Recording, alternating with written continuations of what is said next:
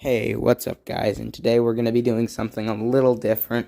We're actually going to be doing something related to one of my new hobbies called D&D. And so today I'm actually going to be showing you how I made Thor, the god of thunder, Thor, in Dungeons and Dragons. And he's pretty strong, but trust me, he goes downhill towards the end. So, for stats, start with wisdom or strength at the highest, then constitution, and the rest probably won't matter. But if you have a choice, make charisma your next highest because we need paladin to be in there somewhere. And for races, I chose variant human, but you could also choose Azamar. If you're variant human, which I was, choose wisdom to increase by 1, and then increase either constitution or strength. If one of them are an odd number, increase the odd numbered one, and then probably choose intimidation for your skill of choice. And, yeah, it won't matter much, though.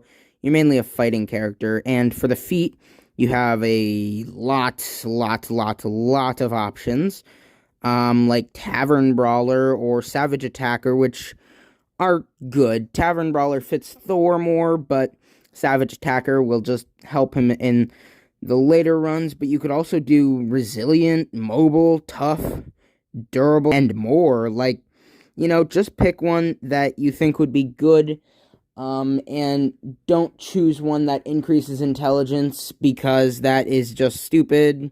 If you choose Azamar, you should use the Tasha feature where you could use the charisma bonus, where you could change the charisma bonus to a wisdom bonus or strength bonus or a constitution bonus. If you don't fly like that, I think you should just do variant human. But, you do you. And the rest of Azamar means you have resistance to other gods and healers, with having resistance to necrotic and radiant damage.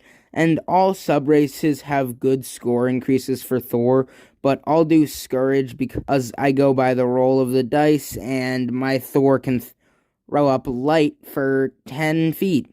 But other subraces have a better third level feature, and all Azamars get small, very, very small HP, basically lay on hands, kind of, and all Azamars get that, and when I say small, I mean a maximum of 20 HP, and that's once per long rest, but we don't get much more healing, so if you're an Azamar, you get it for free, and you also get the light spell. Charisma's your spellcasting ability for it. That probably won't matter, though, because what does light do, and what is it related to Thor? On to the classes. We will start as a barbarian, and I took the Great Axe to act as Stormbreaker, and then, of course, we have to go with Mjolnir, the Light Hammer, and it will get better later. Just saying. Then I took unarmored defense because that's what I got, and rage is a nice bonus, but I mainly came here for the starting equipment and the proficiencies, where I took athletics. And if you already have intimidation, then maybe take animal handling for Rocket and his hammy whammy. But if you didn't take intimidation, just do it. And now over to Cleric, and level 1 of Cleric gives us spells and 3 cantrips, which don't have much thunder, so we will take resistance for that as Guardian Strength when we aren't raged, and if you have friends, you could get Guidance if you don't take a damaging cantrip of Sacred Flame.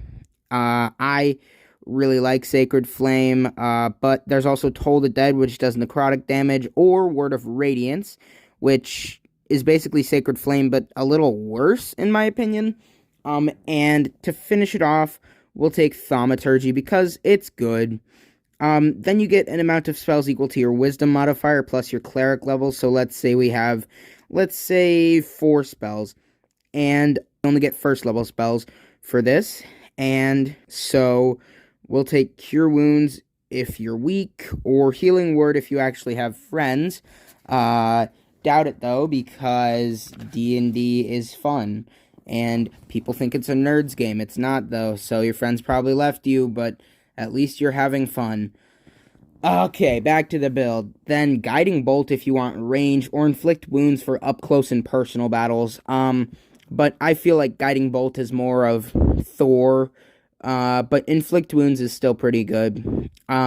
Then Shield of Faith for more AC, a little bit of that Asgardian strength again. I feel like I'm saying that wrong, but who cares? For the last one, you can get Command or Detect spell, like Detect Magic, Detect Good and Evil. And then you get a Divine Domain, and, what do you think? We're obviously taking Tempest, so we get Thunderwave and Fog Cloud, which are pretty good, but they are first level spells that are basically cantrips, but good. But whatever. Then we gain proficiency with heavy armor because we already had the martial weapons proficiency because we started in barbarian. And we also get retaliation. So if you get hit with a melee attack, you can use your reaction to force them to make a dexterity save or take divine smite, but with lightning or thunder damage. Let me read it exactly to you. Page 62 of your player's handbook says, you can thunderously rebuke attackers. When a creature within 5 feet of you that you can see hits you with an attack, you can use your reaction to cause the creature to make a dexterity saving throw. The creature takes 2d8 lightning or thunder damage, of course it's your choice, on a failed save, and half as much damage on a successful one, and you can use this feature a number of times equal to your wisdom modifier, minimum of once, and you regain all expended uses when you finish a long rest. So that means if you have a +5 wisdom modifier, which I know is kind of rare, especially at 2nd level, but this is not bad. It's basically Divine Smite, but with lightning and thunder damage instead, and once we get to 2nd level of Cleric, it'll get even better. Yeah, and with the rage and proficiencies and everything from Cleric, like the reaction thing, this is a pretty good build so far, and that's a good start. If you want to go now, I won't blame you. But now that you're still here, we can go into Cleric level 8, so let's speed this up. Now, we go all the way to 8th level, and we're gonna go in order, so we can get Channel Divinity, so we can deal maximum damage with lightning or thunder, and if you're at 8th level, then you can do that twice per short rest, not just once, and then we get 2 more spells. One can be 2nd level, so let's take Sanctuary as our 1st level spell, and then, remember folks, you could be selfish with this, and it's also only a bonus action. Also for our 2nd level spell, we get Hold Person or Enhance Ability. It doesn't really matter because we'll take the other one at 4th level, and, take that at 4th level, of course, and then also take the Resilient feat for Wisdom, so we can be good for half of charms and get better with Wisdom score. Also, as a 5th level overall character, we get a +3 for our proficiency bonus, and damaging cantrips deal more damage. And speaking of cantrips, you get another one. And at 5th level Cleric, because we got more Wisdom, we can actually get 2 more spells instead of just 1. Of course, this depends on your character and their ability scores, but mine does get this because we increased the Wisdom, and they can both be 3rd level, and let's take Bestow Curse because it's amazing. Trust me, just look it up. Then Dispel Magic, and I've just realized that this is not a Thor build anymore. It's just a good multi-class for now, but whatever, let's keep going. Then at 6th level Cleric, you can push a creature that is larger or smaller that you hit with lightning damage up to 10 feet away. You also get another spell, so let's take, maybe Spiritual Weapon. Then I believe it's 8th level, maybe it's 7th level, but we just get a spell, and let's take Banishment. And then at 9th overall level, we get a +4 proficiency bonus, and of course, another spell. So let's take Warding Bond, and be selfish for if you run out of rage, and you get 2 free spells at 3rd, 5th, and 7th level. And at 8th level, you get an extra 1d8 under damage on 1 attacker per turn. Then you get an ability score improvement. So if your wisdom score is odd and your charisma score is 12, then take 1 in charisma and 1 in your wisdom score for the increase. And anything else, take one of the following feats: either alert, actor, great weapon master, because we do have a 2-handed weapon, and that can actually be pretty good. Mobile, charisma, resilient, like resilient, but using charisma instead of wisdom, savage attacker, or tough, because that's just nice and it adds some Asgardian might. And then, If you have a charisma score higher than or equal to 13, go for at least 2 levels in Paladin, and we get Divine Sense to know if Hela's undead army is sneaking up on you, but we also get Lay on Hands, and we get what we want at 2nd level of Paladin, more Divine Smite, and some spells, so take Thunderous Smite, and now we are 9 levels into spellcasting multiclass, so we have 5th level spell slots, so take Banishing Smite to get the power of the Bifrost in a weapon, just like Stormbreaker. Then, with the rest of the levels, we will go up to 14th level in Cleric, and so we get Lightning Smite improvement, and then take the rest in Paladin so we get extra attack. And now let's go over pros and cons. Pros. First of all, you're a big hitter. Your damage on one hit can deal up to 11d8 plus your weapon damage. So, I don't know about you, but I believe that's higher than any sneak attack. So, that's not bad. And then also, you are a long hitter. You can deal up to 2d8 damage and push them away when you get hit. When you get hit, not even your turn, and you can deal up to 2d8 lightning damage and then push them away 10 feet so they have to move to get their extra attack if they're an extra attacking class. And if they already use their movement, they're going to have to use a ranged weapon. But now let's go over cons. Well, you do need a lot of high scores and a lot of things to make this good, so that's not going to be great. And also, we are 20th level, and we don't have much damaging spells except for the smites. And also, we don't have a lot of spell slots because we wasted 5 levels in Paladin, which means for multiclassing, you get half of those because you're a Paladin, and so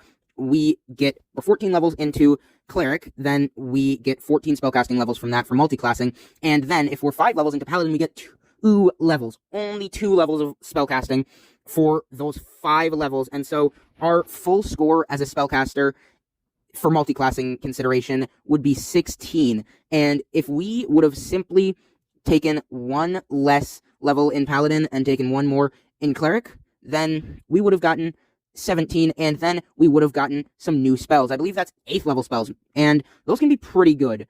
So if we wouldn't have done that, then we also wouldn't have gotten extra attack, so we were kind of in a pickle, and I thought that Thor needed that extra attack. Sure, it is at level 20, but of course you can change the levels and stuff around, but thank you for watching. Yes, I did steal this idea from Tulok the Barbarian. If he's watching, which I know he isn't, I'm a really big fan, and thank you for giving me inspiration. I love your videos. Peace out, everybody, and have a nice day, morning, or weekend. Bye-bye.